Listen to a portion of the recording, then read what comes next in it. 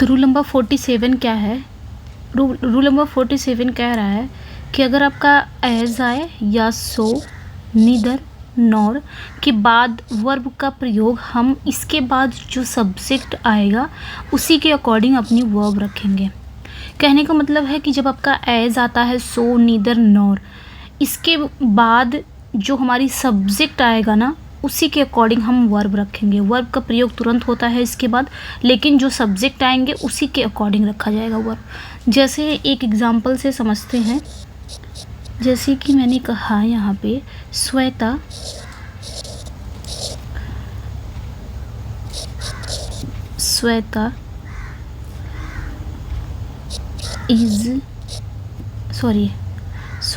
Is a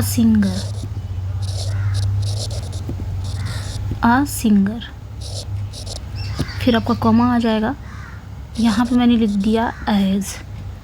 अब यहाँ पे मैं फिल इन द ब्लैंक कर दे रही हूँ और फिर हर सिस्टर हो जाएगा, हर सिस्टर। और यहाँ पे मैं लिख दे रही हूँ इन ब्रैकेट में, आपको फिल क्या करना है, इज़ या फिर आर। यही चीज़ अभी समझा रही थी मैं कि यहाँ पे जब भी आपका यहाँ पे ये सेंटेंस तो हो गया, Shweta is a singer, Shweta एक सिंगर है। एज डैश हर सिस्टर, यहाँ पे आपको फिल करना है इज़ या आर, क्या आएगा।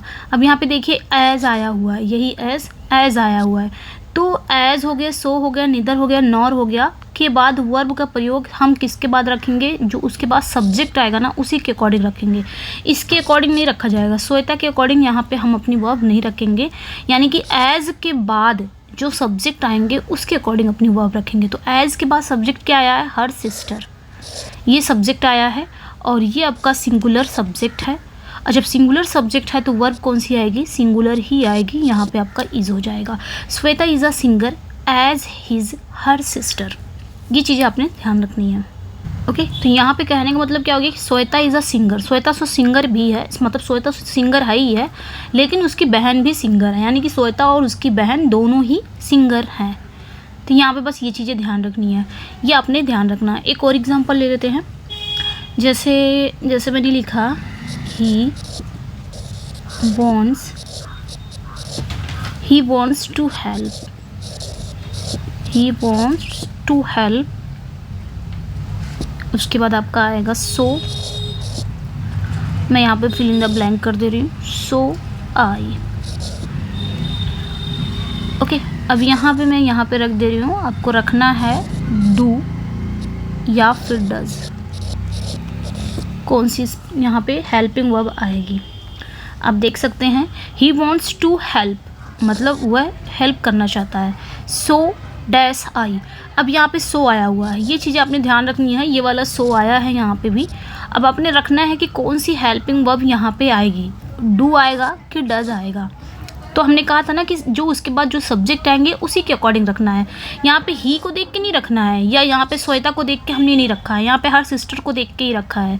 इनके बाद जो सब्जेक्ट आएगा उसी के अकॉर्डिंग यहाँ पे वर्ब आएगी, तो यहाँ पे वर्ब आएगी। यहाँ पे इसके अकॉर्डिंग नहीं, इसके बाद जो आपका सब्जेक्ट आएगा उसी के अकॉर्डिंग आएगी। तो इसके बाद सब्जेक्ट आपका क्या आया, आई क्या है, एक सिंगुलर सब्जेक्ट ये भी है, बट इसके साथ आई के साथ हम डज नहीं यूज़ करते हैं, डू का यूज़ करते हैं, ये ध्यान रखना है।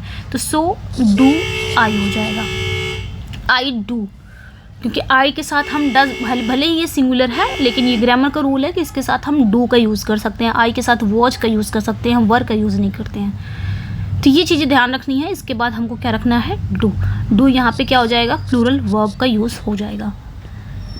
एक और एग्जाम्पल ले लेते हैं, जैसे मैंने कहा I do not like her neither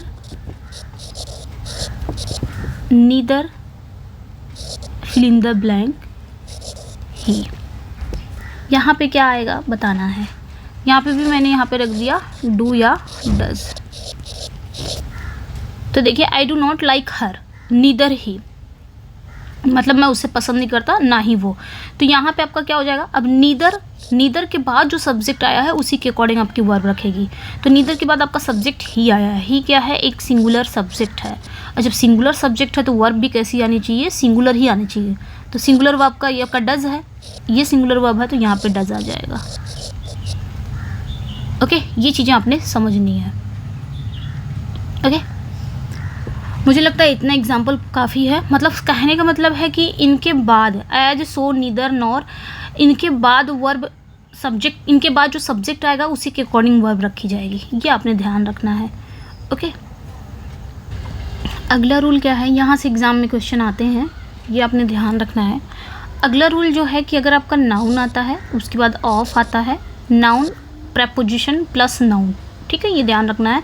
noun आता हो, ऑफ आता हो, फिर नाउन, अगर ये सेंटेंस के सब्जेक्ट के रूप में आ रहे हैं तो हम वर्ब किसके अकॉर्डिंग रखेंगे, तो ऑफ के पहले जो आपका सब्जेक्ट आएगा, ऑफ के पहले जो आपके नाउन के नंबर तथा पर्सन के अकॉर्डिंग ही हम वर्ब रखेंगे। यानी कि ऑफ के पहले जो सब्जेक्ट आएंगे उसी के अकॉर्डिंग, उसी के अनुसार वर्ब रखते हैं। एग्जाम्पल ले लेते हैं इसका भी, ये एग्ज़ाम में पूछा जाता है, इम्पॉर्टेंट है ये रूल। इसका भी एग्जाम्पल से समझते हैं। जैसे कि मैंने कहा द स्टूडेंट्स, मैंने कहा द स्टूडेंट ऑफ दिस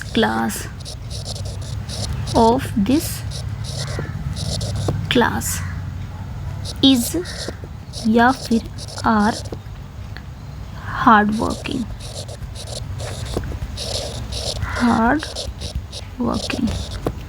यहाँ पे आप देख सकते हैं the students of this class आया, ये भी एक नाउन है,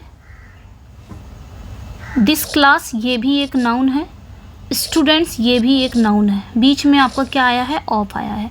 यही रूल है, नाउन ऑफ नाउन, सेंटेंस के सब्जेक्ट के रूप में आ रहे हैं तो ऑफ के पहले जो सब्जेक्ट आएंगे उसी के अकॉर्डिंग वर्ब रखते हैं। तो यहाँ पे देख सकते हैं एक नाउन आया, दो नाउन, बीच में ऑफ आया है। तो हम ये याद रख सकते हैं कि ऑफ से पहले, और ऑफ क्या है, एक प्रेपोजिशन है। ऑफ क्या है, एक प्रेपोजिशन है, और प्रेपोजिशन के बाद जो आपके वर्ड आते हैं वो आपका ऑब्जेक्टिव फॉर्म में जाता है। ये आपका ऑब्जेक्ट हो गया, और प्रेपोजिशन से पहले जो आएंगे, जो भी वर्ड आते हैं वो आपका सब्जेक्ट हो गया। और जो हम अपनी वर्ब रखते हैं वो अकॉर्डिंग टू सब्जेक्ट रखते हैं, नॉट ऑब्जेक्ट। तो यहाँ पे जो हमारी सब्जेक्ट है, जो हमारा सब्जेक्ट है वो स्टूडेंट्स है। अब जब स्टूडेंट सब्जेक्ट है तो उसी के अकॉर्डिंग अपनी वर्ब रखेंगे। तो स्टूडेंट्स यहाँ पे प्लूरल नाउन है, यहाँ पे कौन सा नाउन है, ये प्लूरल नाउन है। वर्ब भी कौन सी आएगी, प्लूरल ही आएगी, यहाँ पे इज नहीं आएगा, आर करेक्ट हो जाएगा। तो the students of this class are hard working, ये चीज़ें ध्यान रखनी है। ओके, तो कहीं पे भी अगर आ रहा है, प्रेपोजिशन आ रहा है, सिंपली प्रेपोजिशन अगर आ रहा है तो प्रेपोजिशन के बाद जो आपके वर्ड आते हैं वो ऑब्जेक्ट फॉर्म में चले जाते हैं, ऑब्जेक्टिव हो जाते हैं। प्रेपोजिशन से पहले जो वर्ड रहेंगे वो सब्जेक्ट होंगे और उसी के अकॉर्डिंग आपकी वर्ब रखी जाएगी। ये रूल पूछा जाता है, इसको भी ध्यान में रखिएगा। अगला जो रूल है, अगले रूल में अपने ध्यान रखना है कि आपका डजन हो गया या 100 हो गया, 1000 हो गया, एट्सेट्रा है, ये कभी भी अगर इनके साथ कोई नंबर दिया है तो इनको कभी भी एस नहीं लगाना है। अगर इनके पहले कोई नंबर दिया गया है, जैसे नंबर आपका आ जाए, 1 आ जाए, 2 आ जाए, 3, 4, 5, 6, 7, 8, 10, 9, 10, ये सारे नंबर अगर आ जा रहे हैं डजन, 100, 1000 इनके पहले, तो कभी भी इसमें एस नहीं लगेगा। ये ध्यान रखना है कि अगर नंबर आ रहे हैं तो इसमें एस नहीं लगेगा, लेकिन इनके बाद जो नाउन आएगा वो प्लूरल नाउन होगा और इनके बाद जो वर्ब आएगी वो प्लूरल वर्ब होगी। ये चीज़ें ध्यान रखनी है। जैसे कि मैंने कहा एग्जाम्पल, जैसे मैंने कहा 2 डजन्स पेंसिल्स। एग्ज़ाम में ऐसे पूछ लिया जाएगा, इज या आर हेयर, ठीक है, एक लिख दिया मैंने, सॉरी 1 मिनट, जैसे एग्ज़ाम में पूछा जाता है वैसे ही लिख देते हैं। जैसे मैंने कहा 2 dozens pencils is 1 minute are here, are here. एक और लिख देते हैं 2 डजन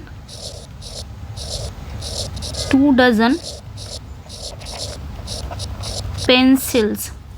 2 डजन पेंसिल कर देते हैं। कैसे पूछा जाता है एग्जाम में वो बता रही हूँ। 2 डजन पेंसिल आर हेयर। एक और ले लेते हैं, अभी समझ में आ जाएगा। 2 dozen pencils is here. Exam में ऐसे पूछ लिया जाएगा। अब किस पे जाएंगे? मैंने कहा था कि अगर कोई नंबर दिया हो, जैसे 1 2 3 4 5 6 7 8 9 10, अगर ये नंबर दिया जा रहा है डजन 100,000 से पहले, तो इसमें कभी एस नहीं लगेगा। ठीक है, इसमें कभी एस नहीं लगेगा। तो पहला वाला देखते हैं, 2 डजन्स, एस लगा दिया है, ये सेंटेंस ऐसे ही गलत हो गया। बाकी हमको देखना ही नहीं है कि आर लगाया है कि नहीं।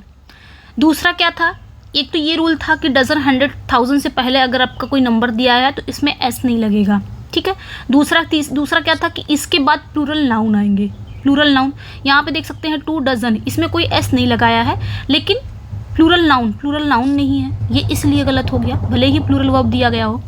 तीसरा क्या था कि प्लूरल वर्ब, अगर आपका डजन 100,000 से पहले नंबर दिया गया है और उसके बाद आपका प्लूरल नाउन आ रहा है तो प्लूरल वर्ब भी आएगा। यहाँ पे देख सकते हैं 2 डजन, इसमें एस नहीं दिया है, प्लूरल नाउन दिया है। यहाँ पे देख सकते हैं इसमें एस नहीं है, प्लूरल नाउन भी आया है। तो कैसा आना चाहिए? प्लूरल वर्ब आनी चाहिए, तो प्लूरल वर्ब भी नहीं है, ये भी गलत हो गया। तो कहने का मतलब है यहाँ पे बस इतना ध्यान रखना है, मतलब ये एग्ज़ाम में ऐसे करके पूछा जा सकता है, ऐसे ही पूछा जाता है, या तो ये ऐसा पूछ लेगा, या तो ऐसा पूछ लेगा, या तो ऐसा पूछ लेगा। 3 कैटेगरी यहाँ पे मैंने रख दिए हैं, 3 एग्जाम्पल। अब देख सकते हैं ये तीनों में से कहीं से भी पूछा जा सकता है। तो सही क्या होगा ये ध्यान रखना है, सही यही होगा। मैंने कह दिया, यहाँ पे लिख दे रही हूँ, यहाँ पे लिख दे रही हूँ 2 डजन। उसके बाद आपका क्या रखना है, जब यहाँ पे नंबर लग गया, डजन 100,000 से पहले नंबर कोई आ गया ना, कोई संख्या आ गई, कितना 2 दर्जन की बात हो रही है, तो इसमें सबसे पहले एस नहीं लगेगा, ये सिंगुलर ही रहेगा। दूसरा इसके साथ प्लूरल नाउन आएगा, तो प्लूरल नाउन यहाँ पे कर देना है पेंसिल्स। तीसरा प्लूरल वर्ब आएगा, प्लूरल वर्ब कर देना है आर हियर। अब ये सेंटेंस आपका करेक्ट हो गया। बाकी ये तीनों गलत हो गए, ये एग्ज़ाम में ऐसे पूछे जा सकते हैं, तो ये आपने याद रखना है, ये आपने याद रखना है। ओके। और एक और एग्जांपल ले लेते हैं, जैसे मैंने कहा 500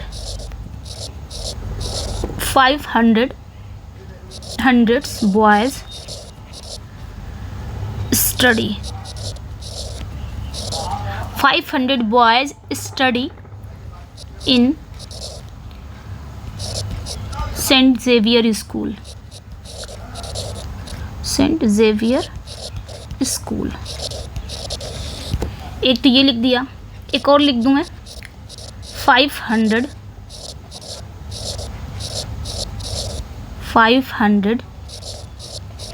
boys 500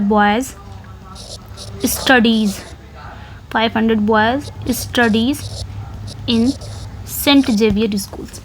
अब यहाँ पे आप देख सकते हैं कि मैम आपने बताया था कि अभी 100 हो गया, 1000 हो गया, डजन हो गया, इन सभी के पहले अगर नंबर दिया है तो इसमें एस नहीं लगेंगे। 100 आया हुआ है, इसके पहले नंबर भी संख्या कोई आई है तो इसमें एस लगा दिया, ये सेंटेंस ऐसे ही गलत हो गया। और यहाँ पे आपका प्लूरल नाउन आना चाहिए, प्लूरल वर्ब, दोनों आए हुए हैं, बट तब भी यहाँ पे ये सेंटेंस गलत हो गया। यहाँ पे देख सकते हैं 500, इसमें आपका आया है, एस नहीं आया, प्लूरल नाउन आया है, लेकिन सिंगुलर वर्ब कर दिया है। तो यहाँ पे आपने क्या करना है, प्लूरल वर्ब करना है, ये चीज़ें ध्यान रखनी है। यहाँ पे प्लूरल वर्ब आएगा तो यहाँ पे क्या हो जाएगा, स्टडी हो जाएगा। Okay, in Saint Xavier school, ये चीज़ें आपने याद रखनी है। तो 500 boys study in Saint Xavier school.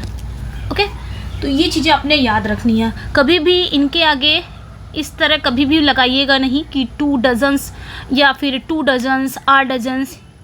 एक चीज़ यहाँ पे मैं लिख दे रही हूँ, कभी भी इस तरह अगर आता है तो गलत है। जैसे मैंने लिख दिया 2 डजन्स लिख दिया, या 500 500 लिख दिया, ये गलत है, सभी गलत है। या 6000 लिख दिया मैंने, 6000, एस नहीं आना चाहिए, बस ये ध्यान है, इसमें एस नहीं आना चाहिए। या फिर मैंने लिख दिया आ डजन्स, तब भी गलत हो जाएगा। आ भी यहाँ पे एक नंबर दिया हुआ है, ये भी मैंने यहाँ पे लिखा है, आपको देख सकते हैं यहाँ पे आ सबसे पहले मैंने लिखा है यहाँ पे। तो आ डजन भी आ डजन ही होगा, आ डजन्स नहीं होगा। या फिर आ हंड्रेड्स नहीं होगा, आ 100 ही होगा। आ थाउजेंड्स, तो आ 1000 होगा, आ थाउजेंड्स नहीं होगा। ये सभी गलत हो जाएंगे, ये भी गलत, ये भी गलत, ये भी गलत, ये भी गलत, ये भी गलत। मैं कहने का मतलब है, अगर नंबर दिया गया है, नंबर दिया जा रहा है, तो इसमें एस वाला जो फॉर्म है, एस नहीं लगेगा, ये सिंगुलर रहेंगे, ये ध्यान रखना है। ये सारे एक्सप्रेशन जो फ्रेज हैं ये गलत हैं, क्योंकि डजन, 100, 1000 एट्सेट्रा का प्रयोग हम सिंगुलर फॉर्म में करते हैं, और इसमें हम एस नहीं लगाएंगे अगर इनके पहले कोई आपका नंबर दिया गया है। तो फिर सवाल उठ रहा होगा कि तब फिर एस लगा, मतलब एस वाला कहाँ पे लगाया जाता है। तो ये भी कर लेते हैं, इसी में देख लेते हैं एस वाला कहाँ लगाया जाएगा। तो ये भी आपने ध्यान रखना है। तो कहाँ पे लगाएंगे, तो ये ध्यान रखिएगा कि डज़न हो गया, डज़न, 100, 1000 एट्सेट्रा। यूनिट्स का प्रयोग हम प्लूरल फॉर्म में करते हैं, कब करते हैं ये भी देख लेते हैं। लेकिन तब इसका अर्थ जो होता है, सेंस जो होता है, वो चेंज हो जाता है। कब, जब इनके आगे कोई नंबर नहीं दिया रहेगा, जैसे 1 2 3 4 ये सारे नंबर नहीं दिए रहेंगे, और इनके बाद कोई ऑफ आएगा, तब हम इसमें एस लगा सकते हैं, इसमें प्लूरल बना सकते हैं। जैसे मैंने कहा 1000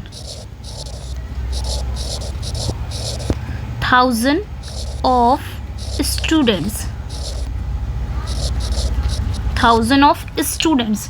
तो यहाँ पे देखिए ऑफ आया है, स्टूडेंट्स हैज़ या फिर हैव पास्ड, यहाँ पे आप देख सकते हैं ऑफ आया है, उसके बाद आपकी नाउन आ रही है, तो नाउन कौन सा आएगा, प्लूरल नाउन आएगा। वर्ब भी कौन सी आएगी, प्लूरल वर्ब आएगा, ठीक है, यहाँ पे सिंगुलर वर्ब नहीं आएगी। बट यहाँ पे अभी भी सेंटेंस इनकम्प्लीट है, गलत है। जब इस तरह सेंटेंस आएगा तो आपने यहाँ पे एस लगाना है, 1000 ऑफ स्टूडेंट्स हो जाएगा।